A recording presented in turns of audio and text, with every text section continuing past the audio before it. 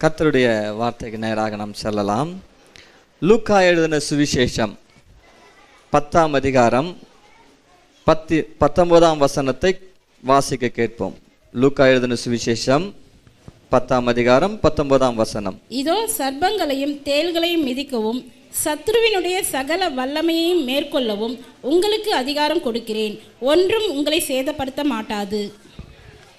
Behold, I give unto you power to tread on serpents and scorpions and over all the power of the enemy, and nothing shall be any means hurt you.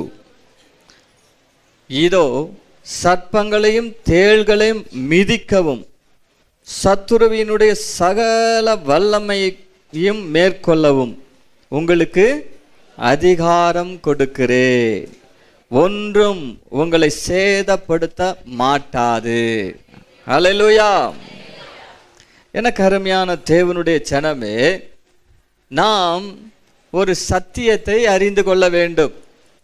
இந்த சத்தியம் அநேகருக்கு அது விளங்காதபடியால் அல்லது புரியாதபடியால் அல்லது தெரியாதபடியால் நம்முடைய வாழ்க்கையிலே சத்துருவினால் மிதிக்கப்பட்டு கொண்டு இருக்கிறோம். வேதம் சொல்லுகிறது, நீங்கள் சத்துருவை மிதிப்பீர்கள். அல்லேலூயா. சத்துரு உங்களை அல்ல, சத்துருவை நீங்கள் மிதிப்பீர்கள். இதுதான் ஆண்டவருடைய வார்த்தை, இதுதான் சத்தியம். எனக்கு அருமையான தேவனுடைய ஜனமே, இதோ சர்ப்பங்களையும் தேள்களையும் மிதிக்கவும் சத்துருவினுடைய சகல வல்லமையும் மேற்கொள்ளவும் உங்களுக்கு அதிகாரம் கொடுக்கிறேன். இந்த வசனத்திலே 3 விதமான ஆசீர்வாதங்களை நாம் பார்க்க போகிறோம். முதலாவதாக பவர் அண்ட் மைட், அதாவது அதிகாரமும் வல்லமையும். இரண்டாவது செக்யூரிட்டி அண்ட் கரேஜ், பாதுகாப்பும் தைரியமும். மூன்றாவது சக்சஸ் அண்ட் ஹாப்பினஸ், வெற்றியும் மகிழ்ச்சியும். மறுபடியும் சொல்லுகிறேன், அதிகாரமும் வல்லமையும், பாதுகாப்பும் தைரியமும், வெற்றியும் மகிழ்ச்சியும். அல்லேலூயா. முதலாவது குறிப்பு இங்கு வாசிக்கிறோம், இதோ சர்ப்பங்களையும் தேள்களையும் மிதிக்கவும் சத்துருவினுடைய சகல வல்லமையையும் மேற்கொள்ளவும் உங்களுக்கு அதிகாரம் கொடுக்கிறேன். இந்த இடத்துல ஆண்டவர் சொல்றார், உங்களுக்கு அதிகாரம் கொடுக்கிறேன். அல்லேலூயா. சில நேரங்களிலே சில இடங்களிலே ஜனங்கள் அத்துமீறி நடக்கும்போது அதற்கு அதிகாரத்துக்கு உடையவர்கள் வந்து கேட்பார்கள், உங்களுக்கு இந்த அதிகாரத்தை யார் கொடுத்தது, ஏன் இப்படி செய்கிறீர்கள் என்று சொல்லி. எனக்கு அருமையான தேவனுடைய ஜனமே, இங்கு தேவன் நமக்கு கொடுக்கிற ஒரு அதிகாரம் என்பது அது ஒரு விசேஷித்த அதிகாரம். இந்த அதிகாரத்தை குறித்து நாம் அறிந்து கொள்ள வேண்டும். கிரீக்ல எக்ஸூசியா என்று சொல்லப்பட்டிருக்கு. எக்ஸூசியா என்றால் பல அர்த்தங்கள் இருக்கிறது. அதாவது liberty to do, permission, ability, strength, decision. இன்னொரு விதத்தில் சொல்ல போனா ஜூரிடிக்ஷன் என்று எழுதப்பட்டிருக்கு. அதாவது official power to make a legal decision and judgement.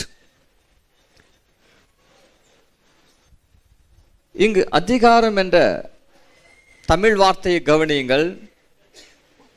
ஆனால் ஆங்கிலத்திலே அநேக பொருள்பட இந்த கிரீக் மீனிங் காணப்படுகிறது. தேவன் நமக்கு ஒரு சுதந்திரத்தை கொடுக்கிறார், ஒரு விடுதலையை கொடுக்கிறார். நமக்கு சத்துருவின் எல்லா விதமான கிரியைகள் மேலும் வல்லமையை, அதிகாரத்தை கொடுக்கிறார். அதாவது தீர்மானிக்கக்கூடிய, முடிவு எடுக்கக்கூடிய அந்த ஒரு பவர், அந்த ஒரு அதிகாரத்தை ஆண்டவர் நமக்கு கொடுக்கிறார். இப்போ இதெல்லாம் பார்க்கும்போது இது எவ்வளவு பெரிய ஆசீர்வாதம் என்று பாருங்க. கொஞ்சம் யோசித்து பாருங்க. இந்த உலகத்திலே இந்த சத்துருவானவன், பிசாசானவன் ஜனங்களை என்ன மாதிரி பாடுபடுத்தி, அவர்களை அடிமைப்படுத்தி, அவர்களை ஏமாற்றி, அவர்களை சித்திரவதை செய்கிறதை பார்க்கிறோம். பலவிதமான வியாதியினாலும், பலவிதமான கவலைகள், வாழ்க்கையில் பலவிதமான பிரச்சனைகளை கொடுத்து அவர்களை வாழ விடாமல் வேதனைக்குள்ளாக்கி, கவலைக்குள்ளாக்கி, ஏன் சிலர் தற்கொலையே பண்ணிக்கொள்ளுகிற அளவுக்கு இந்த பிசாசு, இந்த சாத்தான் ஜனங்களை இப்படி நடத்துவான் என்று சொன்னால், எனக்கு அருமையான தேவனுடைய ஜனமே, ஒரு காரியத்தை நாம் அறிய வேண்டும். இந்த சாத்தான் மேல கர்த்தர் நமக்கு கொடுத்த அதிகாரத்தை நாம் அறியாதிருக்கிறபடியினால்தான்,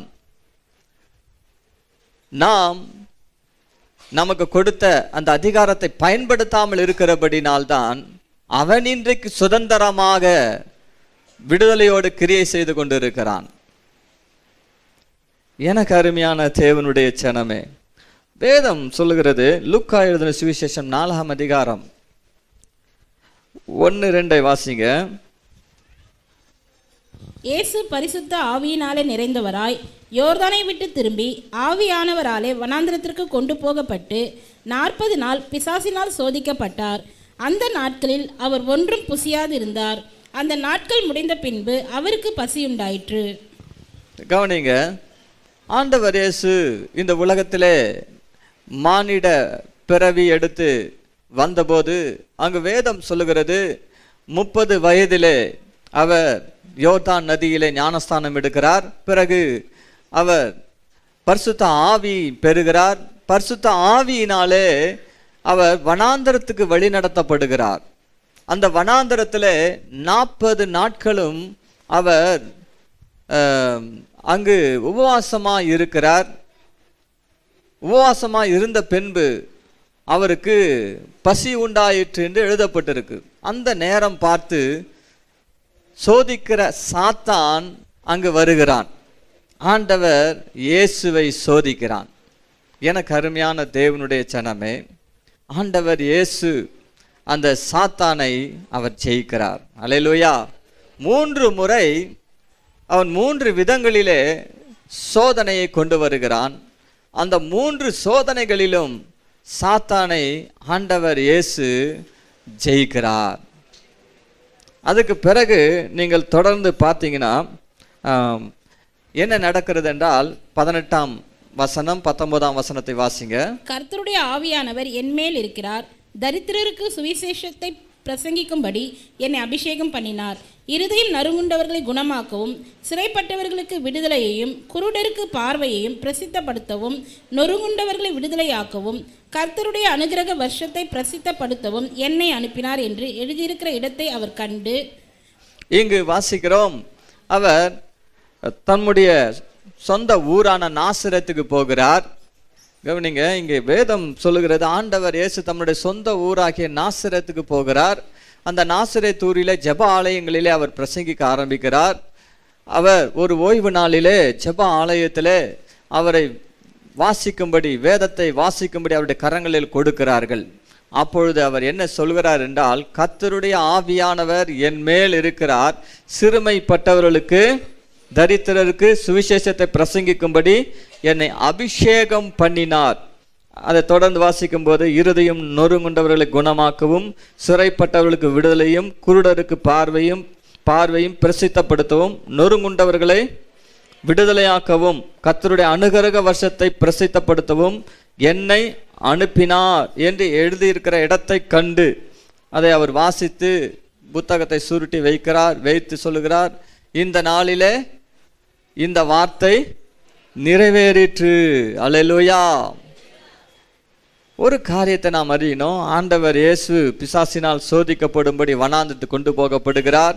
அங்கு சோதனை வருகிறது. அந்த சோதனையிலே அவர் ஜெயம் எடுத்து விடுகிறார்.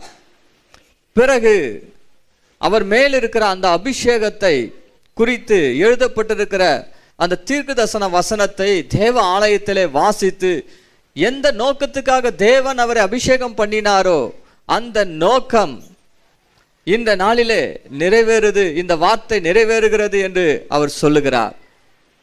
எனக்கு அருமையான தேவனுடைய ஜனமே, தொடர்ந்து நீங்க பார்த்தீங்கன்னா அதே அதிகாரத்தில் பிறகு ஓய்வு நாள் தோறும் ஜெப ஆலயங்களிலே பிரசங்கம் பண்ணுகிறார். வாசிப்போம் 31ஆம் வசனத்திலிருந்து வேகமாக வாசிங்கள். பின்பு அவர் கலிலேயாவில் உள்ள கப்பர்நகும் பட்டணத்துக்கு வந்து ஓய்வு நாட்களில் ஜனங்களுக்கு போதகம் பண்ணினார். அவருடைய வசனம் அதிகாரம் உள்ளதாய் இருந்தபடியால் அவருடைய போதகத்தை குறித்து அவர்கள் ஆச்சரியப்பட்டார்கள்.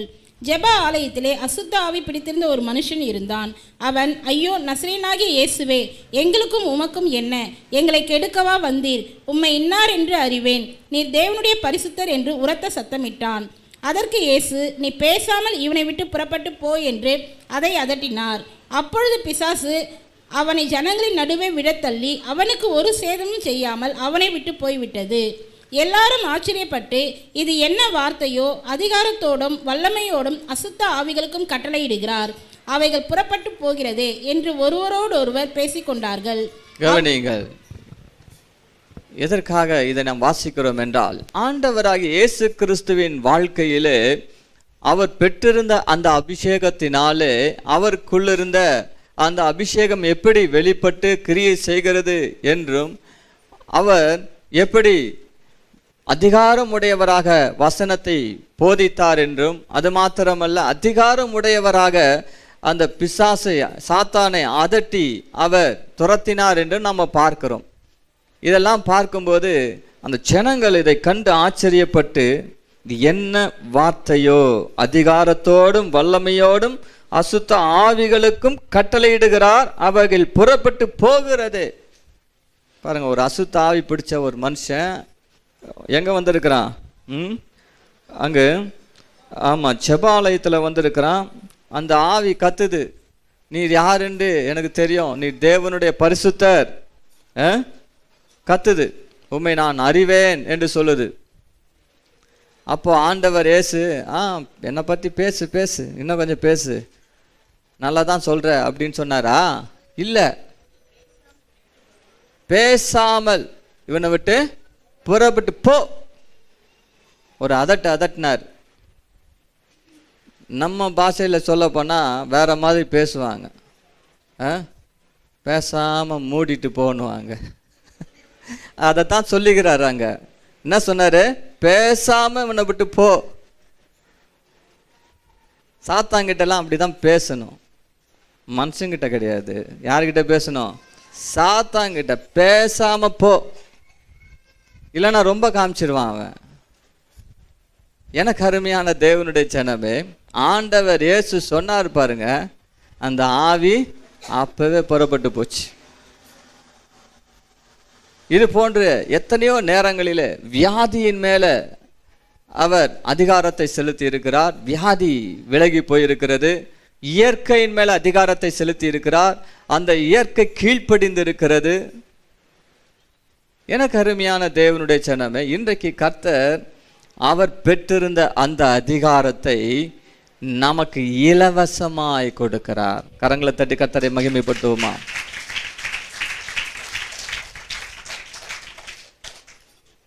இங்கு நாம் பார்க்கிறோம், உங்களுக்கு அதிகாரம் கொடுக்கிறேன், அதிகாரமும் வல்லமையும் கொடுக்கிறேன். லூக்கா எழுதின சுவிசேஷம் 9ஆம் அதிகாரம் 1-2 வாசிப்போம்.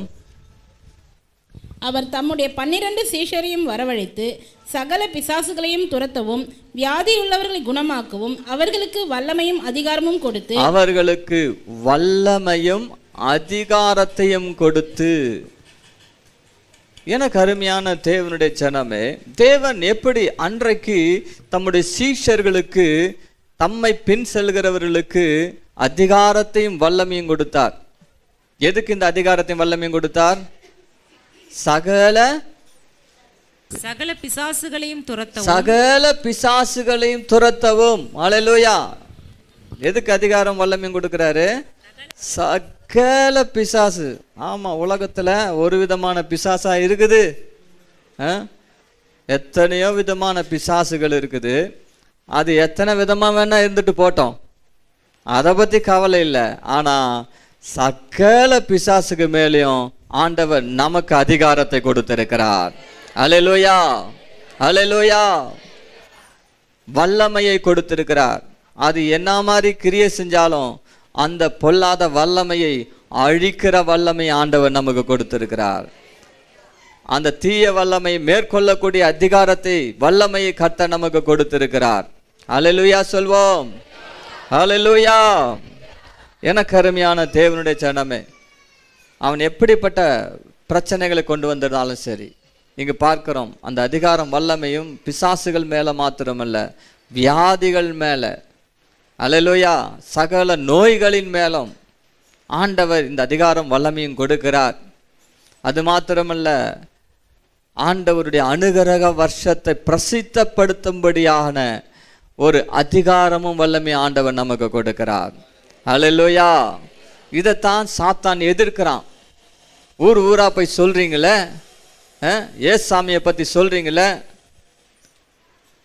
அதை தடை பண்றான். அவருடைய ராஜ்யத்தை குறித்து பேசுறீங்க, அவருடைய அனுகிரக வருஷத்தை குறித்து பேசுறீங்க. இந்த சுவிசேஷத்தை கேட்பதனால என்ன நடக்கிறது? கேட்கிறவர்கள் விடுதலை பெறுகிறார்கள். அல்லேலூயா. எனக்கு அருமையான தேவனுடைய ஜனமே, கேட்கிறவர்கள் ரட்சிக்கப்படுகிறார்கள். பாவத்திலிருந்து, சாபத்திலிருந்து விடுதலை பெறுகிறார்கள். அவருடைய எல்லா விதமான உபத்திரவத்துக்குள்ளாக, அவருடைய வேதனைக்குள்ளாக, கவலைக்குள்ளாக கடந்து போய் கொண்டிருக்க ஜனங்கள் அதிலிருந்து மீட்கப்படுகிறார்கள். அதிலிருந்து தப்பித்துக் கொள்ளும்படியான வழியை ஆண்டவர் அவர்களுக்கு உண்டு பண்ணுகிறார். ஆகவே இந்த உலகத்திலே சாத்தான் அதற்கு எதிர்ப்பு தெரிவிக்கிறான், அதை தடுக்கிறான். அதுதான் அவனுடைய வேலை. எனக்கு அருமையான தேவனுடைய ஜனமே, ஆனால் ஒரு காரியத்தை நாம் அறிய வேண்டும். அந்த சாத்தான் மேல ஆண்டவர் நமக்கு அதிகாரத்தை கொடுத்திருக்கிறார். அல்லேலூயா, அல்லேலூயா. பயப்பட வேண்டிய அவசியம் இல்லை.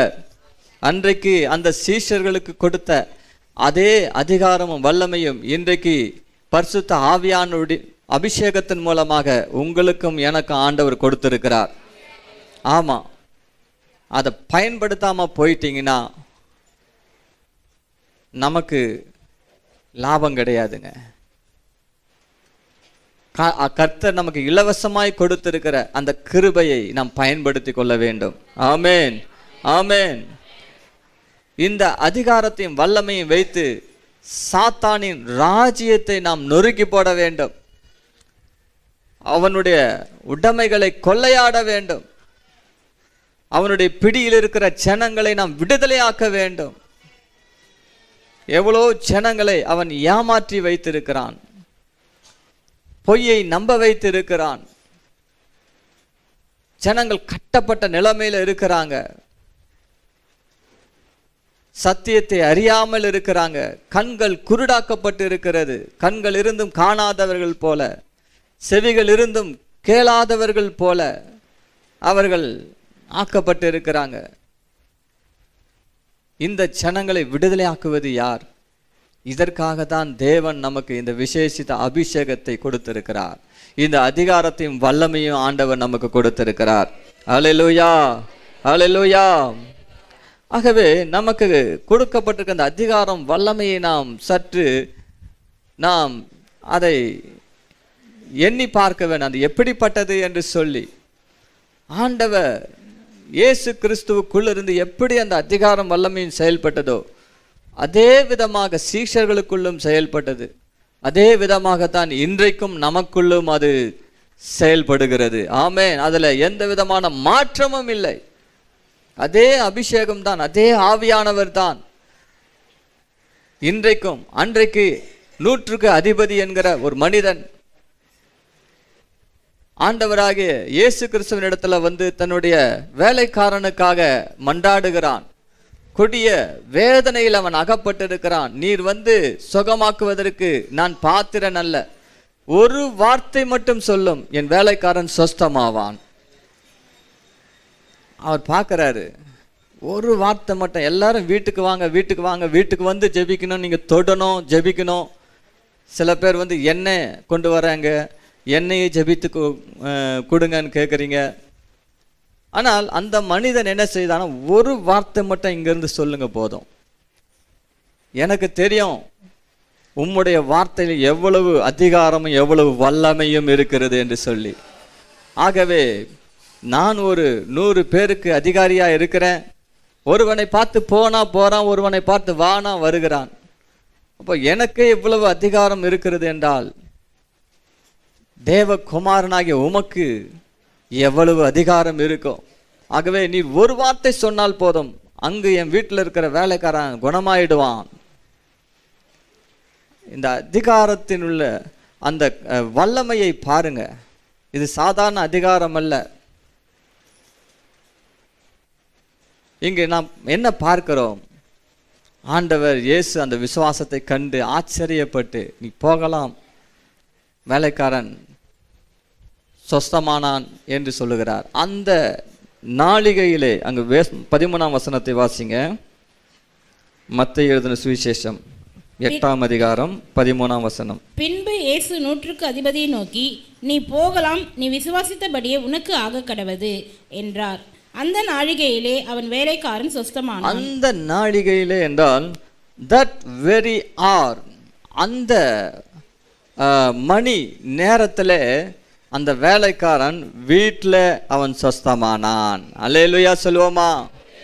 பார்த்தீங்களா அந்த அதிகாரத்தை? ஆண்டவர் சொன்ன உடனே அந்த வார்த்தையில் இருக்கிற அந்த வல்லமை புறப்பட்டு போய் அவனை சுகமாக்குகிறது. அந்த வியாதி அவனை விட்டு நீங்குகிறது. ஆம் பிரியமானவர்களே, இன்றைக்கும் கூட அதே அதிகாரம் வல்லமை ஆண்டவர் நமக்கு கொடுக்கிறார். நம்ம இங்கிருந்தாலும் நாம் செபிக்கிற ஜெபம், நாம் சொல்லுகிற விசுவாச வார்த்தை அது புறப்பட்டு போகும். எங்கோ இருக்கிறவர்களை குணமாக்கும், எங்கோ இருக்கிறவர்களை அது விடுதலை பண்ணும். அல்லேலூயா. எங்கோ ஒரு இடத்துல கிரியை செய்கிற அந்த அந்தகார கிரியைகளை அது அழிக்கும். எத்தனை பேர் விசுவாசிக்கிறீங்க? நம்ம பேப்பரில் வாசிக்கிறோம், டெலிவிஷன் செய்திகளை கேட்கிறோம், இந்த இடத்துல இந்த சம்பவம் நடக்கிறது, அங்கே அது நடக்கிறது. ஏன் நடக்கிறது? அங்கு பிசாசு கிரியை செய்து கொண்டு இருக்கிறான். நாம் இங்கே உக்காந்துட்டு என்ன செய்கிறோம்? நம்ம என்ன செய்ய முடியும் இங்கே உக்காந்துக்கிட்டு? இல்லைங்க, ஆண்டவர் அதுக்கு தான் இந்த அதிகாரத்தையும் வல்லமையும் கொடுத்திருக்கிறார். அல்லேலூயா. நீங்கள் இருக்கிற இடத்திலிருந்தே பேசினால் அந்த வல்லமை புறப்பட்டு சென்று அந்த பொல்லாத சத்துருவை அதை அழித்து போடும். இதுதான் ஆண்டவர் சொல்லியிருக்கார். சர்ப்பங்களையும் தேள்களையும் மிதிக்கவும் சத்துருவினுடைய சகல வல்லமையை மேற்கொள்ளும் உங்களுக்கு அதிகாரம் கொடுக்கிறேன், ஒன்றும் உங்களை சேதப்படுத்த மாட்டாது. மத்தேயு 28ஆம் அதிகாரம் 18ஆம் வசனத்தில், வானத்திலும் பூமியிலும் சகல அதிகாரமும் எனக்கு கொடுக்கப்பட்டிருக்கிறது.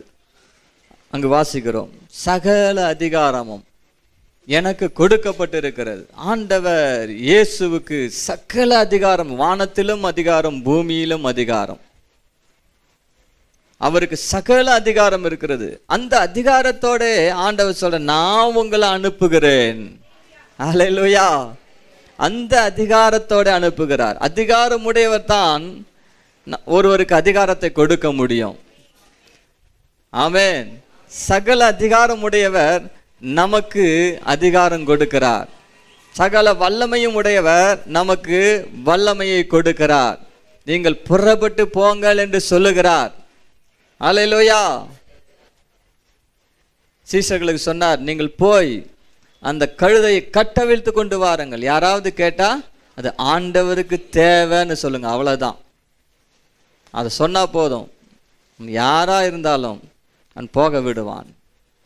ஆகவே இன்றைக்கும் கட்டப்பட்ட நிலைமையில இருக்கிறவர்கள் கர்த்தருக்கு தேவை. அவர்களை கட்டவிழ்த்து கொண்டு வரும்படி கர்த்தர் நம்மை அனுப்புகிறார். அதிகாரத்தோடும் வல்லமையோடும் கூட அவர் நம்மை அனுப்புகிறார். கவனிங்க, எந்த அதிகாரத்தினால இப்படி அனுப்புறாரு கேட்கலாம். அங்க வேதம் என்ன சொல்லுதுன்னா, கொலோசையர் நிருபம் 2ஆம் அதிகாரம் 13 வாசித்து பாருங்கள்.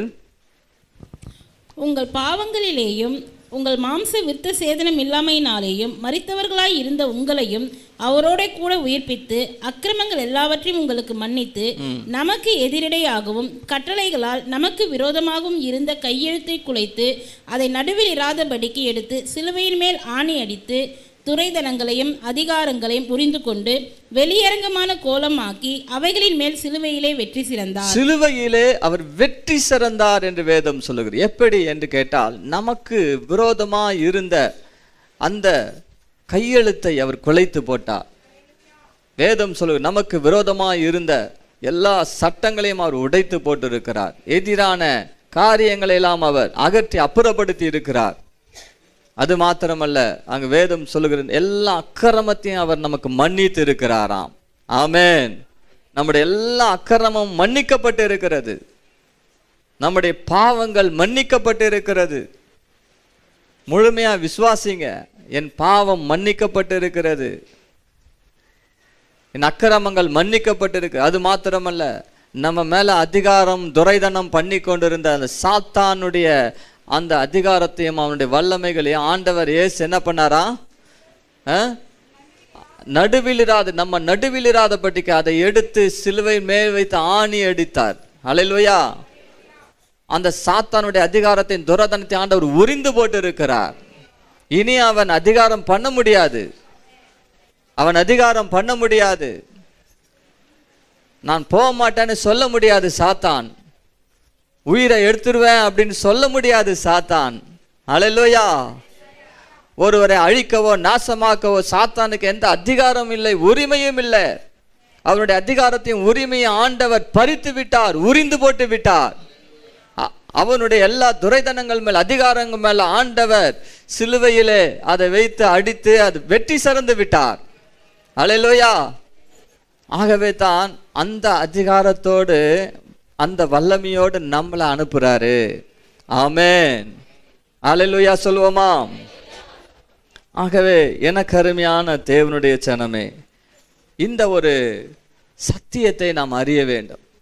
சாத்தான் மேல, அவனுடைய வல்லமைகள் மேல, அவனுடைய கிரியைகள் மேல நமக்கு முழு அதிகாரமும் வல்லமையும் இருக்கிறது. ஆமென். அல்லேலூயா. அடுத்ததாக செக்யூரிட்டி அண்ட் கரேஜ், பாதுகாப்பும் தைரியமும். இந்த வசனத்தை கூர்ந்து கவனிங்கள்.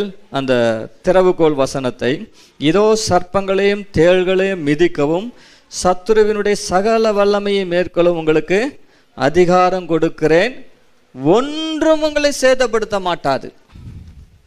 இதுதான் ஆண்டவர் நமக்கு கொடுக்கிற பாதுகாப்பு.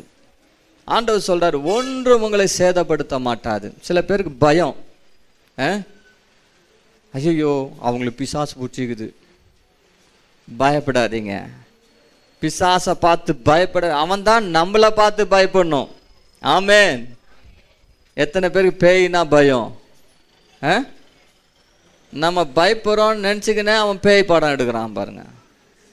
ஆமாம், அதுக்கேற்ற ஒரு மாதிரி பயங்கரமான மியூசிக்கெல்லாம் கொடுத்து பயம் இல்லாதவங்களையும் பயம் உண்டு பண்ணிடுவாங்க.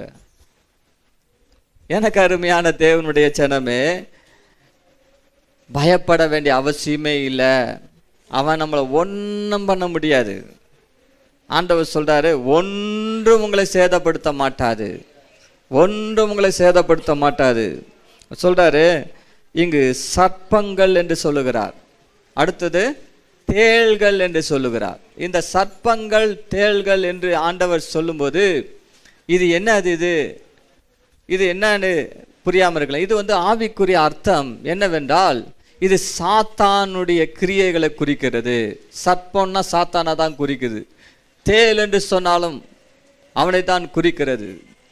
இந்த சர்ப்பம், இந்த தேள் என்று சொல்லும்போது இன்னொரு விதத்தில் எல்லா விதமான மந்திரவாதங்களை அது குறிக்கிறது. சாத்தானுடைய தந்திரமான கிரியைகளை குறிக்கிறது. அவனுடைய இருளின் ராஜ்யங்களை அது குறிக்கிறது. இந்த சர்ப்பத்தை குறித்து நமக்கு தெரியும். ஆதியிலே நாம் வாசிக்கிறோம் 1ஆம் அதிகாரம் 3ஆம் அதிகாரத்தில் 13ஆம் வசனத்தில் அங்கு சர்ப்பம் ஏவாளை வஞ்சிக்கிறதை பார்க்கிறோம். எப்படி ஏவாளை வஞ்சித்தது என்றால், தேவன் உண்டாக்கின சகல காட்டு மிருகங்களிலும் சர்ப்பமானது மிகவும் தந்திரம் உள்ளதாக இருந்தது என்று சொல்லப்பட்டிருக்கு. ஆகவே தந்திரம் எல்லாருக்குள்ளேயும் இருக்குது.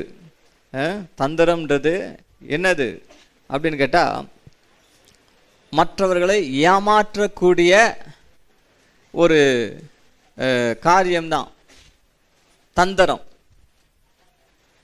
தந்திரம் எப்படியாகிலும் அவர்களை ஏமாற்றுவது. இந்த தந்திரம் நரிக்கு இருக்குது தந்திரம், காக்கைக்கு இருக்குது தந்திரம், எல்லாத்துக்கும் இருக்குது தந்திரம். இருந்தாலும் இந்த சர்ப்பம் பாம்பு இருக்குதே, அதுக்கு அதிகமான தந்திரம் உடையது. ஆகவே தான் சாத்தான் என்ன பண்ணான்னா, அந்த பாம்பு ரூபத்தில் போய் அந்த தோட்டத்தில் ஏவாளை வஞ்சித்தான், ஏமாற்றினான், பொய் சொல்லி அவங்களை ஏமாற்றினான்.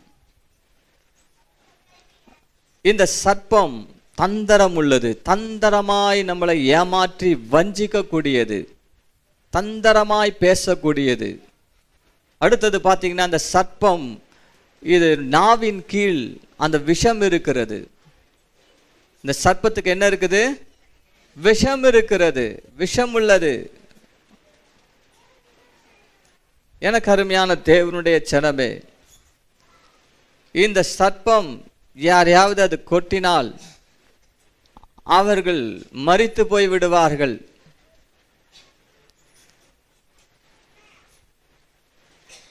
இப்படியாக இந்த சர்ப்பத்தை குறித்து நாம் பார்க்கிறோம். வேதத்தில் சர்ப்பத்தை குறித்து நாம் பார்க்கும்போது ஆதியாகமம் 49ஆம் அதிகாரம் 17ஆம் வசனத்தில் தானை குறித்து சொல்லப்பட்டிருக்கு. அதாவது இஸ்ரவேலின் 12 கோத்திரங்களில் ஒரு கோத்திரம் தான் கோத்திரம். இந்த தானை குறித்து சொல்லும்போது, தான் கடிக்கிறதுக்கு வழியில் கிடக்கிற சர்ப்பம், அவன் விரியனை போல வழியில கடக்கிறானாம். இந்த சர்ப்பம் என்ன செய்கிறது? நம்ம போகிற வழியில அது அங்கு படுத்து கிடக்குது. எதுக்காகனா, வழியில வர்றவங்களை கடிக்கிறதுக்காக. இந்த தானை குறித்து அப்படிதான் சொல்லப்பட்டு இருக்கிறது. நம்முடைய வழியிலே போகிற வழியிலே நம்மை கடிப்பதற்காக அங்கு படுத்து கிடக்கிற ஒரு சர்ப்பம் இருக்கிறது. ஆனா ஆண்டவர் என்ன சொல்றார் தெரியுமா? சர்ப்பங்களையும் தேள்களையும் மிதிக்கவும். நீங்க அசால்ட்டா அதை மிதிச்சு போட்டு போவீங்க. ஐயோ, அதை மிதிச்சா நம்ம காலை கொத்திருமே. ஆண்டவர் சொல்றாரு, ஒன்றும் உங்களை சேதப்படுத்த மாட்டாது. நமக்கு அந்த அதிகாரம் இருக்கிறது. நம்ம மிதிக்கும் போது நம்ம கால் மட்டும் இல்லை, அவர் காலம் ஏற்கனவே மிதிக்கப்பட்ட பாம்பு தான் அது. ஆண்டவரால் மிதிக்கப்பட்ட பாம்பு. அவருடைய காலம் நம்மோடு சேர்ந்து தான் மிதிக்கிறது. அல்லேலூயா. ஆகவே அவன் ஒன்றும் செய்ய முடியாது. அவருடைய அதிகாரம்தான் அங்கு நம்மளை மிதிக்க செய்கிறது. எந்த ஒரு பில்லி சூனியத்துக்கும் செய்வனத்துக்கும் மாந்திரிகங்களுக்கும் பயப்படவே வேண்டாம். நிறைய பேருக்கு பயம் வந்துடுது. ஐயோ, நம்மளை எதனா தொட்டுச்சுன்னா, நம்மளை என்ன பாதிச்சுன்னா, ஏன் சில ஊழியக்காரர்கள் கூட இந்த மாதிரி பிசாசு கட்டுகளுக்கு ஜெபிக்கிறது பயப்படுவாங்க. ஆண்டவர் சொல்றார், பயப்பட வேண்டிய அவசியம் இல்லை. அவர் நமக்கு பயத்தின் ஆவியை கொடாமல் பலமும் அன்பும் தெளிந்த புத்தியின் ஆவியை தந்திருக்கிறார். நமக்குள்ள இருக்கிற ஆவி எப்படிப்பட்ட ஆவி? பயப்படுற ஆவி இல்லை. ஆண்டவர் நமக்கு ஒரு தைரியத்தை கொடுக்கிறார். ஹல்லேலூயா. பாதுகாப்பை கொடுக்கிறார். ஒன்றும் சேதப்படுத்த மாட்டாதுன்னு சொல்லும்போது நாம் தைரியமாய் செயல்பட வேண்டும். பயந்துன்னு இருக்கக்கூடாது. பயம்ன்றது அவனால் உண்டானது, சாத்தானால உண்டானது. ஜனங்களை பயப்பட வைக்கிறது, பொய்யை சொல்லி உண்மையாக நம்ப வைக்கிறது, ஒருத்தரை அழிக்கிறது. இந்த மாதிரியான காரியங்கள்லாம் சாத்தானுடைய காரியங்கள். ஆனால் ஆண்டவர் நமக்கு என்ன சொல்றார் பாருங்க. அந்த சாத்தானை குறித்து வேதம் சொல்லுகிறது, அவன் எசேக்கியேல் 28ஆம் அதிகாரத்தில் 15ஆம் 17ஆம் வசனங்களை வாசித்து பார்த்தால், இந்த சாத்தான் ஏற்கனவே அவன் கீழே தள்ளப்பட்டவன். ஏற்கனவே அவன் கீழே தள்ளப்பட்டவன். அவன் செய்த குற்றத்தின் நிமித்தமாக, தேவனுக்கு விரோதமாய் செய்த காரியத்தின் நிமித்தமாக அவன் கீழே தள்ளப்பட்டு இருக்கிறான். அவனுக்கு எந்த அதிகாரமும் இல்லை. ஆகவே அவனுக்கு நாம் பயப்பட வேண்டிய அவசியம் இல்லை. அவன் மேலே இருக்கிறவன் இல்லை, அதாவது பரலோகத்தில் இருக்கிறவன் இல்லை, கீழே தள்ளப்பட்டவன். இன்னும் ஏசாயாவில் கூட நம்ம பார்க்கலாம். 14ஆம் அதிகாரம் 12ஆம் வசனத்திலிருந்து 15ஆம் வசனம் முடிய நம்ம பார்க்கும்போது, அவன் அகாலமான பாதாளத்தில் தள்ளுண்டு போனான் என்று வேதம் சொல்லுகிறது. கீழே தேவனால் அடித்து தள்ளப்பட்ட ஒருவன். அது மாத்திரமல்ல, வெளிப்படுத்தின விசேஷத்தில் நம்ம பார்க்குறோம். 12ஆம் அதிகாரம் 7லிருந்து வாசிக்கும்போது, ஆண்டவர் அவனை அக்கினி கடலிலே அவனை கீழே தள்ளுவதற்கு, அக்கினி கடல் நிரந்தரமாக அவனை அக்கினி கடலுக்கு என்று ஆண்டவர் என்ன பண்ணாரு? நியமித்து விட்டார். அவனுடைய தலையெழுத்து நியமிக்கப்பட்டு விட்டது. அவனுடைய முடிவு தீர்மானிக்கப்பட்டு விட்டது. அவனுக்கு ஜட்ஜ்மெண்ட் கொடுக்கப்பட்டாயிற்று. ஒரு தூக்கு கைதி எப்படி அவனுக்கு அந்த அந்த டெத் சென்டென்ஸ் அறிவிக்கப்பட்டு விட்டதோ, அது போல இந்த சாத்தானுக்கு ஆண்டவர் என்ன பண்ணிட்டாரு? சாவு மணி அடிச்சிட்டாரு. சொல்லுங்களேன், அல்லேலூயா. ஆகவே இந்த சர்ப்பத்துக்கு பயப்பட வேண்டிய அவசியமே இல்லை. அவன் என்ன தந்திரமான காரியங்களை, என்ன மந்திரங்களை செஞ்சாலும் ஆண்டவருடைய பிள்ளைகளை தொட முடியாது, அவங்களை சேதப்படுத்த முடியாது. விசுவாசிக்கிறீங்களா? நம்புறீங்களா? அல்லேலூயா, அல்லேலூயா. அங்க தேளை குறித்து சொல்லப்பட்டு இருக்கிறது பாருங்க. அந்த தேள், எத்தனை பேர் தேளை பார்த்துருக்குறீங்க? இப்போ இருக்க பிள்ளைங்களுக்கெல்லாம் தேளை பற்றி தெரியாது. கவனிங்க, இந்த தேள் அதுக்கு 8 காலு 8 கண்ணு இருக்கான். 8 காலு 8 கண்ணு இருக்கு. அந்த வால் பெருசாக இருக்கும். வாலில் ஒரு கொடுக்கு, கூர்மையான ஊசி போன்ற ஒரு கொடுக்கு இருக்கிறது. அந்த விஷம் முழுவதும் அந்த கொட்டும்போது அந்த மனுஷனுக்குள்ள போய் மிக கடுமையான வேதனை, மரண வேதனை உண்டாகும். ஏறக்குறைய மரணம். அது எப்படின்னா, ரொம்ப ஸ்லோவாக போகும் உடம்புல. கொஞ்சமாக வேதனை அதிகரித்து தாங்க முடியாத அளவுக்கு மிக பயங்கரமான வேதனை. தேளுடைய விஷயம் அது. அது எங்க இருக்கும் தெரியுமா? வறண்டதும் இருண்டதுமான இடத்துல தான் இருக்கும். இன்னைக்கும் கூட சாத்தானுடைய கிரியைகள் அப்படித்தான் இருக்கிறது. ஒரு மனுஷனுடைய வாழ்க்கையில தேளை போன்ற வேதனைக்குரிய கொடிய வேதனையை சாத்தான் கொடுத்து கொண்டு இருக்கிறான். தாங்க முடியாத வேதனையை ஜனங்கள் அனுபவித்து கொண்டு இருக்கிறாங்க. ஆண்டவர் சொல்றாரு, அதை நீங்க மிதிச்சு போடுறதுக்காக உங்களை நான் அழைச்சிருக்கிறேன். அவனுடைய கிரியைகளை அழிச்சு போடும்படியாக உங்களுக்கு நான் அதிகாரத்தை கொடுத்துருக்கிறேன். அதுக்கு நீங்க பயப்பட வேண்டாம். அதை பார்த்து நீங்க பயப்பட வேண்டாம். அது உங்களை தொடாது, உங்களை சேதப்படுத்த முடியாது. நான் உங்களை அனுப்புகிறேன். நான் உங்களுக்கு அதன் மேல அதிகாரத்தை வல்லமையும் கொடுத்திருக்கிறேன் என்று சொல்றாரு. அல்லேலூயா. ஆகவே ஆண்டவன் நமக்கு அந்த பாதுகாப்பை உறுதிப்படுத்துகிறார். அது மாத்திரமல்ல, நமக்கு தைரியத்தை கொடுத்து தைரியமா போங்க என்று சொல்லுகிறார். பயப்பட வேண்டிய அவசியமே இல்லை. ஒரு நாள் ஒரு தேவ மனிதன் பவுல் கப்பலிலே பயணம் செய்து கொண்டு போது பலத்த காற்றடித்து கப்பல் உடைஞ்சு போயிடுச்சு.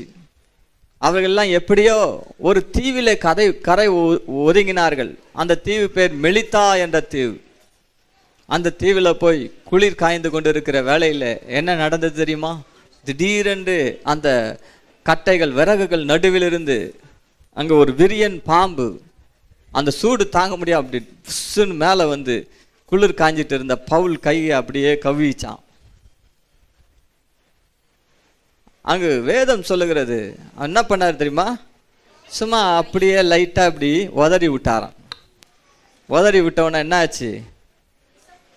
அந்த உதறி போட்ட இந்த முதல்ல அது விரியன் பாம்பு, அதுக்கப்புறம் உதறி போட்ட உடனே அது ஒரு விஷப்பூச்சி, அதுக்கப்புறமா அது தொடர்ந்து வாசிக்கும்போது அது பூச்சி அவ்வளோதான், சாதாரண பூச்சாக மாறிடுச்சு, நெருப்பில் போய் கருகி செத்து போச்சு.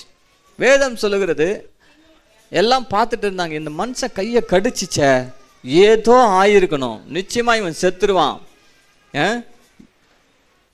எங்கிருந்தோ வந்து தப்பிச்சு இங்கே வந்தாலும் மரணம் இவனை விடலை பத்தியா, இவன் பயங்கரமான பாவத்தை செஞ்சுருக்கிறான், இன்னும் கொஞ்ச நேரத்தில் செத்துருவான்னு அந்த தீவில் இருக்கிறவங்களாம் வேடிக்கை பார்த்துன்னுக்குறாங்க. ஆனால் என்ன நடந்தது? அவன் சும்மா நெருப்பில் அது உதறி போட்டான், அவ்வளோதான், அது செத்து போச்சு. இவன் சாவல. வேதம் சொல்லுது அவன் ஒரு தீங்கும் அடையாதிருந்தான். கரங்களை தட்டி கர்த்தரை மகிமைப்படுத்துவோமா? ஒன்றும் ஆகாதுங்க, தைரியமாக இருங்க, தைரியமாக இருங்க. அதுக்குன்னு போயிட்டு நம்மளே படுத்து கிடக்கிற பாம்பை போயிட்டு தட்டி எழுப்பி பத்தியா நான் உன்னை மிதிக்க போகிறேன் வா அப்படின்னு சொல்லிட்டு நீங்கள் காலை வைக்கக்கூடாது. இது தேவனை பரீட்சை பார்ப்பதுக்கு அடையாளம். இங்கு சொல்லப்பட்டிருக்க அந்த சர்ப்பம் தேள் என்று சொல்லும்போது ஆவிக்குரிய விதமாக இது சாத்தானுடைய பொல்லாத கிரியைகளை குறிக்கிறது. ஆகவே எனக்கு அருமையான தேவனுடைய ஜனமே, ஆண்டவர் இதன் மேலே தான் உங்களுக்கு அதிகாரம் வல்லமையும் தந்திருக்கிறார். மத்தேயு 16:18 அவர் சொல்றார், இந்த கல்லின் மேல் என் சபையை கட்டுவேன், பாதாளத்தின் வாசல்கள் அதை மேற்கொள்வதில்லை. மேற்கொள்வதில்லை, பாதாளத்தின் வாசல்கள் அதை மேற்கொள்வது இல்லை, ஒன்றும் உங்களை சேதப்படுத்துவது இல்லை. எனக்கு அருமையான தேவனுடைய ஜனமே கவனிங்கள், ஒன்றும் உங்களை சேதப்படுத்த மாட்டாதுன்னு என்று சொல்லியிருக்கிற இடத்துல ஆண்டவர் இன்னொரு காரியத்தையும் சொல்றாரு. என்ன சொல்றாருன்னு கேட்டா, உங்கள் சரீரத்தை கொலை செய்து உங்கள் ஆத்மாவை ஒன்றும் செய்ய இயலாதவருக்கு நீங்கள் பயப்படாதிருங்கள், ஆத்மாவையும் சரீரத்தையும் நரகத்தில் அழிக்க வல்லவருக்கு பயப்படுங்கள். இந்த பொல்லாத மனுஷர்கள் நம்மேல் எரிச்சல் அடைந்து சாத்தானுடைய தூண்டுதலினாலே சாத்தான் இன்டைரக்டா நம்ம மேல போர் தொடுத்து நம்மை கொலை செய்வான். ஆனாலும் நம்முடைய ஆத்துமாவை அவன் ஒன்றும் செய்ய முடியாதாம். அல்லேலூயா, அல்லேலூயா. ஆண்டவர் சொல்றார் ஒன்றும் சேதப்படுத்த முடியாது. அப்படின்னா என்ன அர்த்தம்னா, நம்மை மறுபடியுமாக அவன் நரகத்துக்கு கொண்டு போக முடியாது, மறுபடியும் நம்மை அடிமைப்படுத்த முடியாது, நம்முடைய வாழ்க்கையின் சமாதானத்தை அவன் எடுக்க முடியாது, மறுபடியும் நம்மை கண்ணீருக்குள்ளாக்கவோ கவலைக்குள்ளாக்கவோ வாழ்க்கையில நமக்கு ஒரு பெரிய பிரச்சனையை உண்டாக்கவோ அவனால் முடியாது. அவனால் செய்ய முடிந்ததெல்லாம் என்னன்னா, இவனை க்ளோஸ் பண்ணிடலாம், அவ்வளோதான். இவன் விட்டு வச்சா இவனை ஒன்றும் பண்ண முடியலையே, ஒன்றுமே பண்ண முடியலேன்னு நம்மளை க்ளோஸ் பண்ணுறதுக்கு வகை தேடுவான். ஆனாலும் வேதம் சொல்லுகிறது, 1 கொரிந்தியர் அங்கு நம்ம வாசிக்கிறோம் 15ஆம் அதிகாரத்தில் நம்ம என்ன வாசிக்கிறோம் என்றால், ஆண்டவர் நம்மை மறுபடியும் உயிர்ப்பிப்பார். அல்லேலூயா. சாவுக்கு ஏதுவான இது சாகாமையை தரித்து கொண்டு இருக்கும்போது ஆண்டவர் என்ன செய்வாராம்? நம்மை மரணத்திலிருந்து உயிரோடு எழுப்புவார். அல்லேலூயா, அல்லேலூயா. மரணம் நமக்கு நிரந்தரம் அல்ல. மரணத்தினால சாத்தான் நமக்கு முடிவு கட்ட முடியாது. ஏனென்றால் மரணத்தையும் ஜெயித்த என் ஆண்டவர் இயேசு அவர் என்னோடு இருக்கிறார். அல்லேலூயா. மரணத்தின் மேலும் நமக்கு அதிகாரத்தை கொடுக்கிறார். ஆமென். ஆகவே எனக்கு அருமையான தேவனுடைய ஜனமே, கர்த்தருடைய பிள்ளைகள், நீங்கள் பயப்படவே கூடாது, தைரியமாய் நீங்கள் செயல்பட வேண்டும் என்று ஆண்டவர் நமக்கு இந்த வசனத்தின் மூலமாக நமக்கு அறிவுறுத்துகிறார். கடைசியாக ஒரு காரியத்தை நான் சொல்லி முடிக்கிறேன். கவனியுங்கள். நாம் என்ன வாசிக்கிறோம் என்றால், அப்போஸ்தலர் 8ஆம் அதிகாரத்தில் அங்கு ஒரு காரியம் நடக்கிறது. 5ஆம் வசனத்திலிருந்து வாசிக்கும் போது, பிலிப் என்கிற தேவனுடைய ஒரு சுவிசேஷகன் அங்கு சுவிசேஷம் அறிவிக்க போகிறார் சமாரியா தேசத்தில். அந்த தேசத்தில் அவர் சுவிசேஷம் அறிவிக்கிறார். அநேக அற்புதங்கள் நடக்கிறது, அநேகர் பிசாசு பிடியிலிருந்து விடுதலை ஆகிறாங்க, அசுத்த ஆவிகள்லாம் ஓடுகிறது, நோய்கள் நீங்குகிறது. ஆனால் அந்த தேசத்தில் சீமோன் என்கிற ஒரு மந்திரவாதி இருந்தான், மாய வித்தைக்காரன் என்று வேதம் சொல்லுகிறது.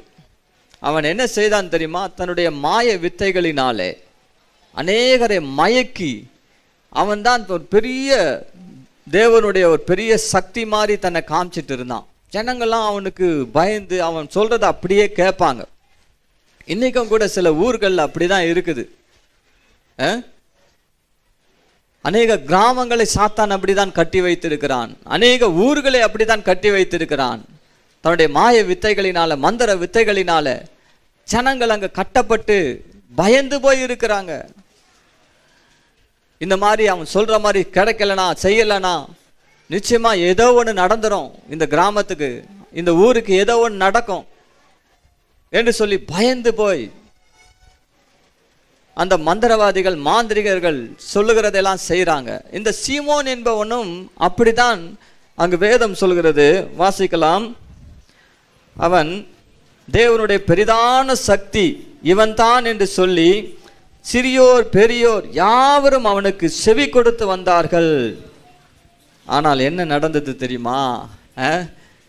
தேவனுடைய ஊழியக்காரன் அங்கே போய் ஆண்டவருடைய வல்லமை, அவருடைய அதிகாரத்தை அவர் செயல்படுத்தி அநேகரை விடுதலையாக்கின போது ஜனங்கள்லாம் ஆண்டவர் பக்கமாக திரும்பிட்டாங்க.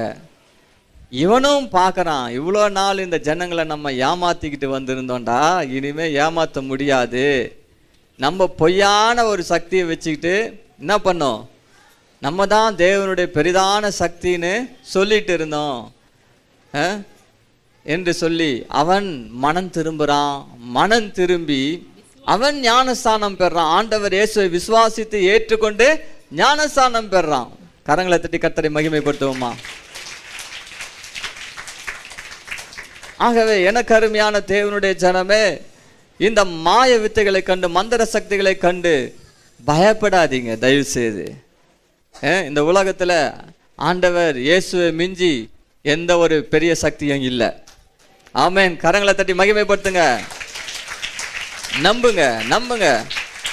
அவர் தான் உங்களுக்கு இந்த அதிகாரத்தையும் வல்லமையும் கொடுக்கிறார், இந்த பாதுகாப்பை கொடுக்கிறார், உங்களுக்கு தைரியத்தை கொடுக்கிறார், புறப்பட்டு போங்க என்று சொல்லுகிறார். அதற்கென்றே இந்த அபிஷேகத்தை உங்களுக்கு கொடுக்கிறார். எனக்கு அருமையான தேவனுடைய ஜனமே, பழைய ஏற்பாட்டில் வாசிக்கிறோம் தாவீதை குறித்து. அந்த தாவீது இளம் வயதில் அவன் என்ன செய்கிறான் தெரியுமா? போர் முனையிலே பயந்து கொண்டு இருக்கிறார்கள் இஸ்ரவேல் இராணுவம். அங்கே மிகப்பெரிய ஒரு உருவம் நிற்கிது. கோலியாத் என்கிறவன் சிறு வயது முதற்கொண்டே அவன் இராணுவ பயிற்சி எடுத்தவன், அவன் யுத்த வீரன் என்று வேதம் சொல்லுகிறது. அவன் பெரிய ராட்சதனாயிருந்தான். அந்த ஒரு மனிதன் அங்கு வந்து நிற்கிறான். இஸ்ரவேலின் முழு படையும் அவனுக்கு பயந்து கொண்டு இருக்கிறது. ஆனால் தேவன் மேல நம்பிக்கை வைத்த ஒரு சிறு பையன் இருக்கிறான். அவன் என்ன செய்யறான் தெரியுமா? நான் புறப்பட்டு போறேன் அப்படின்னு சொல்லி தைரியமா போறாங்க. அது காரணம் என்ன தெரியுமா? ஆண்டவர் அவன் மேல் வைத்த அந்த அபிஷேகம்தான், அவனுக்கு கொடுத்த அந்த அதிகாரத்தையும் வல்லமை அவன் சரியாய் புரிந்து கொண்டிருந்தான். இவன்லாம் எவன் எம்மாத்திரவன், உருவம் பெருசா இருக்கலாம், இவன் சிறு வயது முதற்கொண்டு யுத்த வீரனா இருக்கலாம், நிறைய அனுபவம் இருக்கலாம், பெரிய கவசம் போட்டு இருக்கலாம், கேடகம் வைத்திருக்கலாம், ஈட்டி வைத்திருக்கலாம், பட்டயம் வைத்திருக்கலாம், எது வேணா இருக்கட்டும். அல்லேலூயா. ஆண்டவர் எனக்கு கொடுத்த அபிஷேகத்துக்கு முன்னாடி, அவர் கொடுக்கிற அதிகாரம் வல்லமைக்கு முன்னாடி இவன் ஒண்ணுமே கிடையாது. இவன் என்னத்தை எடுத்துன்னு போனான் தெரியுமா? கல்லை பொறுகின்னு போறாங்க. அதுவும் கூழாங்கல், கூழாங்கல்ல பொறுகின்னு போறான். கொஞ்சம் யோசித்து பாருங்க. யுத்தத்துக்கு போறவன் கல்லை பொறுகின்னு போறான். யார் ஜெயிச்சது தெரியுமா? தாவீது, அந்த சின்ன பையன் தாவீது தாங்க ஜெயிச்சாங்க. ஏன் தெரியுமா? கர்த்தர் அவனோடு இருக்கிறார். கர்த்தர் உங்களை அனுப்புவார் என்றால், அவருடைய அதிகாரம் வல்லமையும் உங்களுக்கு இருக்குமானால், நான் சொல்லுகிறேன், நீங்கள் தான் ஜெயிப்பீங்க. இந்த ரகசியத்தை நீங்கள் புரிந்து கொள்ளுங்க. கர்த்தர் உங்களுக்கு அதை கொடுத்திருக்கிறார். ஹல்லேலூயா. புறப்பட்டு போங்கள், பயப்படாதீங்க. எப்பேற்பட்ட உருவத்தை கொண்டோம் பயப்படாதீங்க, அனுபவத்தை கண்டு பயப்படாதீங்க. இன்னும் ஒரு காரியத்தை சொல்லுகிறேன். சிம்சோன் என்கிற மிக பலத்த சக்தி வாய்ந்த ஒரு மனிதன் இருந்தான். தேவனுடைய ஆவியானவர் அவன் மேல வந்து இறங்குவார். அவனுடைய சக்தி ஒரு அபார சக்தியா இருந்தது. பெலிஸ்தர் கையிலிருந்து இஸ்ரவேலை ரட்சிப்பதற்காக தேவன் அவனை ஒரு இரட்சகராக எழுப்பியிருந்தார். ஆனால் என்ன நடந்தது தெரியுமா? ஒரு சாதாரண பலவீனமான ஒரு பெண், தெலிலாள் என்கிற ஒரு பெண், அந்த பெண் மூலமாக அவன் தன்னுடைய எல்லா பலத்தையும் இழந்து போனான். தன் கண் பார்வையை இழந்து போனான், தன் அபிஷேகத்தை இழந்து போனான். காரணம் என்ன தெரியுமா? அந்த தேள் மாதிரியான அந்த விஷம்தான். தேளோடு பழக ஆரம்பித்தான், சர்ப்பத்தோடு பழக ஆரம்பித்தான். என்ன நடந்தது தெரியுமா? அது கொட்டிச்சு, பாய்சன் ஸ்லோவா ஏறிச்சு. அவன் வஞ்சிக்கப்பட்டு விட்டான், ஏமாற்றப்பட்டு விட்டான். அவன் வாழ்க்கையே நாசமானது. ஜாக்கிரதையாயிருங்கள். அவனோடு போர் செய்ய வேண்டும் நீங்கள். அவன் நம்முடைய எதிராளியாய் இருக்கிறான். அதை மறந்து போய் அவனோடு படுத்து தூங்குவது கிடையாது. அவனோடு அந்த தேளோடு சர்ப்பத்தோடு உறவாடக்கூடாது. அநேகர் என்ன செய்யறாங்க? விளையாடுறாங்க, அதோட சேர்ந்து விளையாடுறாங்க. தேளோட விளையாடுகிறார், சர்ப்பத்தோட. அதை நசுக்கி போடணும், மிதித்து போடணும். அதோட படுத்து கிடக்கிறாங்க. அது எதிரி. அதை நீங்க அழிக்காவிட்டா அது உங்களை அழித்து விடும். ஆகவே எனக்கு அருமையான தேவனுடைய ஜனமே, இந்த காரியத்தை நாம் மறக்க கூடாது. ஆண்டவர் அதை அழித்து போடும்படியாக, மிதித்து போடும்படியாக அந்த அதிகாரத்தையும் வல்லமையும் நமக்கு கொடுத்து நம்மை அனுப்புகிறார். அங்கு வேதம் சொல்கிறது, உலகத்தில் இருக்கிறவனிலும் உங்களுக்குள் இருக்கிறவர் பெரியவராயிருக்கிறார். 1 யோவான் 4 அதிகாரம் 4 இப்படியாய் சொல்லுகிறது, நமக்குள் இருக்கிறவர் பெரியவர். 1 கொரிந்தியர் 15 அதிகாரம் 52 சொல்லுகிறது, நாம் எல்லாரும் என்ன செய்வோம்? ஒருவேளை கொலை செய்யப்பட்டாலும் அதுக்கு பயப்படக்கூடாது. அவன் கத்தியை கொண்டாந்து இப்படி குத்துனாலும் பயப்படக்கூடாது. அல்லேலூயா. சில பேர் உயிருக்கு பயப்படுவாங்க. ஆண்டவர் சொல்லிட்டாரு, அதெல்லாம் உங்களை சேதப்படுத்த முடியாது. அல்லேலூயா. மறுபடியும் ஜீவன் கிடைக்கும். எத்தனை பேர் நம்புறீங்க? நான் கண்ணார கண்டது ஒரு தீவிரவாத தேசத்தில் ஒரு மனிதர், கர்த்தரை நம்புகிற ஒரு மனிதர், அவரை என்ன பண்ணாங்க? தீவிரவாதிகள் பிடித்து இழுத்து கொண்டு வந்து விட்டார்கள். அவனை கீழே முட்டி போட வச்சுட்டாங்க, கையை தூக்க வச்சுட்டாங்க. அவர் என்ன பண்ணுறாரு? ஜீசஸ் ஜீசஸ்ன்னு சொல்லிட்டு அவர் செபிக்கிறாரு. அவன் என்ன பண்ணான்? பெரிய ரைஃபிள் எடுத்து இப்படி வைக்கிறான். டப்பு டப்பு டப்பு டப்புன்னு சுடுறான். சத்தம்தான் கேட்குத ஒழிய ஒரு குண்டம் மண்டையில் போலங்க. முதல்ல சின்ன ரைஃபிளை வச்சு சுட்டான், ஒன்றும் ஆகல. பிறகு பெரிய ரைஃபிள் எடுத்து சுடுறான், ஒன்றும் ஆகல. பயந்து போய் அதை போட்டுட்டு ஓடிடுறான். நடக்குமா? நடக்கும். எங்கேயோ நடக்குது. நம்ம தேசத்தை நடக்காதா? உங்களுக்கு நடக்காதா? எனக்கு நடக்காதா? நம்புங்க. உயிருக்கு பயப்பட வேண்டியவர்கள் நாம் அல்ல. ஹல்லேலூயா. கர்த்தர் நம்முடைய பாதுகாப்பாய் இருக்கிறார்.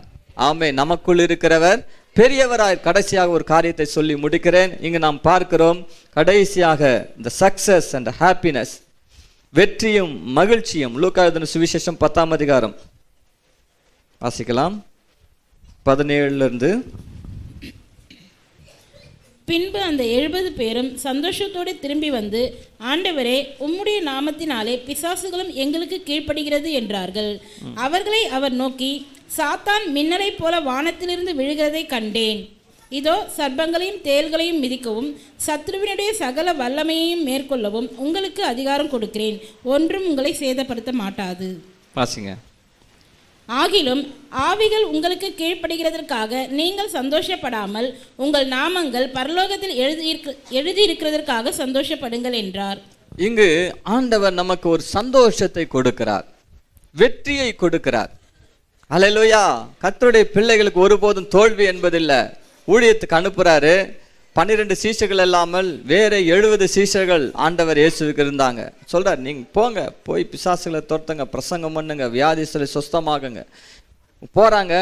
ஆண்டவருடைய வார்த்தையை நம்பி அவர்கள் ஆண்டவருடைய சொல்லின்படி புறப்பட்டு போகும்போது என்ன நடக்கிறது என்றால், அங்கு சாத்தானை பார்த்து போன்றாங்க, போகுது.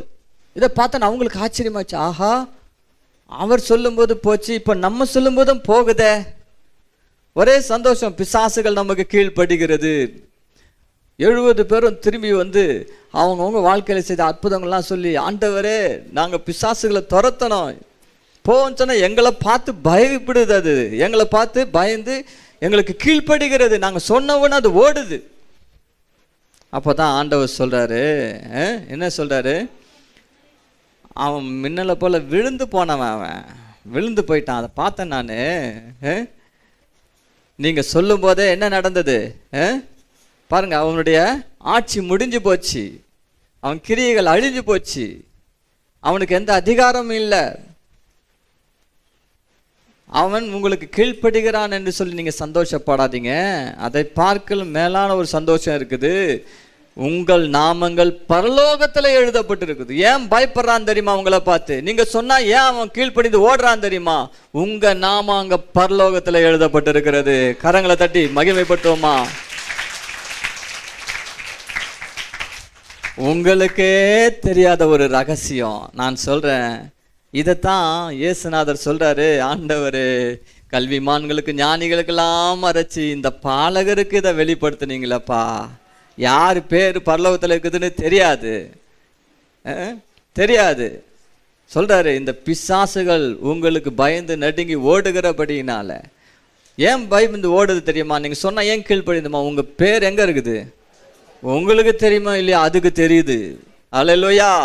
உங்களுக்குள்ள இருக்கிற தேவனுடைய அதிகாரத்தை பார்க்கிறது, உங்களுக்குள்ள இருக்கிற தேவனுடைய வல்லமையை அது பார்க்கிறது. தேவன் உங்களுக்கு கொடுத்த அதிகாரம் வல்லமையை பார்த்து, இவன் சாதாரணமான அல்ல, இவன் யாரு? பரலோகத்தில் பேர் எழுதப்பட்டிருக்குதுப்பா, பரலோகத்துக்குரியவன். அதுக்கு தாங்க பயப்படுது. ஆண்டவர் சொல்றாரு, அதற்காக சந்தோஷப்படுங்கள். கரங்களை தட்டி கர்த்தரை மகிமைப்படுத்துவோமா? ஆகவே எனக்கு அருமையான தேவனுடைய பிள்ளைகளே, கர்த்தருடைய பிள்ளைகளுக்கு ஒருபோதும் தோல்வி என்பதில்லை. ஆனால் ஒரு காரியம் நீங்கள் அறிய வேண்டும்,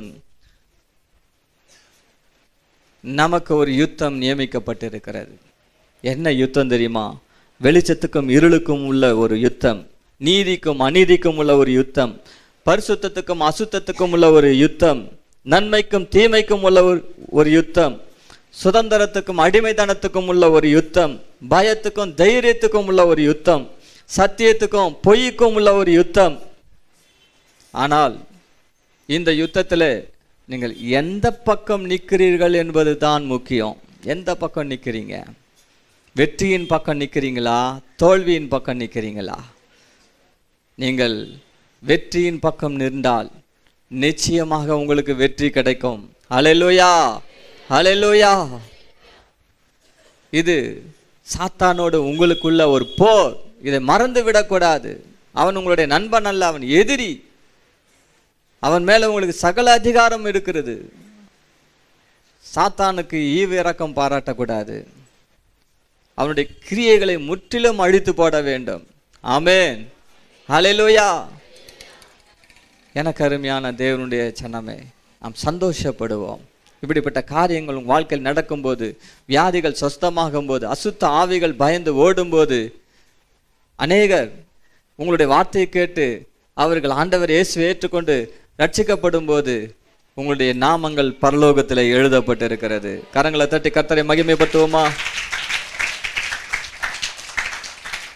ஹல்லேலூயா. ஸ்தோத்திரம், ஸ்தோத்திரம், ஸ்தோத்திரம், ஸ்தோத்திரம். நாம் ஜெபம் பண்ணுவோம். எல்லாரும் முழங்கால் படியிடுவோம். ஸ்தோத்திரம். Thank you Jesus. கர்த்தர் நம்மோடு பேசின இந்த கிருபையுள்ள வார்த்தைக்காக கரங்களை உயர்த்தி கர்த்தரை ஸ்தோத்திரம் பண்ணுவோம். ஸ்தோத்திரம், ஸ்தோத்திரம், ஸ்தோத்திரம், ஸ்தோத்திரம், ஸ்தோத்திரம், ஸ்தோத்திரம், ஸ்தோத்திரம். கர்த்தரால் நீங்கள் தெரிந்து கொள்ளப்பட்டு இருக்கிறீர்கள். ஹalleluya. கர்த்தர் உங்களை அனுப்புகிறார், சாதாரணமாக அல்ல. அவருடைய அதிகாரத்தோடும் வல்லமையோடும் நீங்கள் புறப்பட்டு போகிறீர்கள். ஓ ஸ்தோத்திரம், கர்த்தருடைய அபிஷேகம் உங்கள் மேல் இருக்கிறது.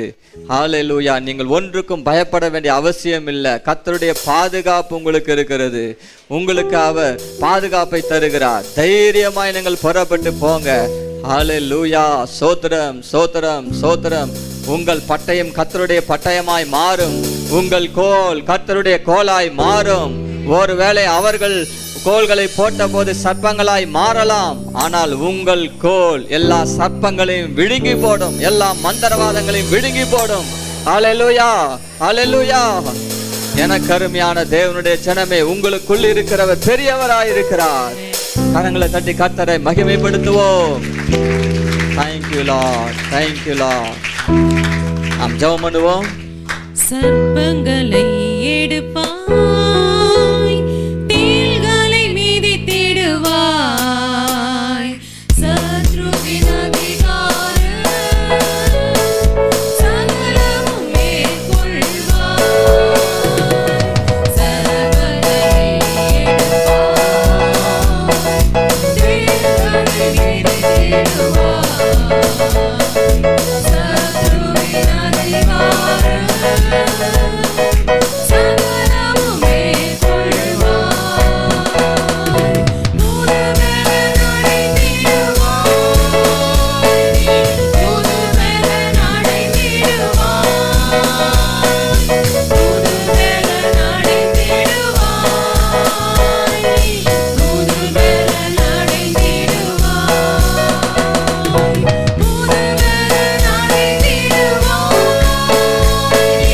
புதுபெலன் அடைந்திடுவாய்,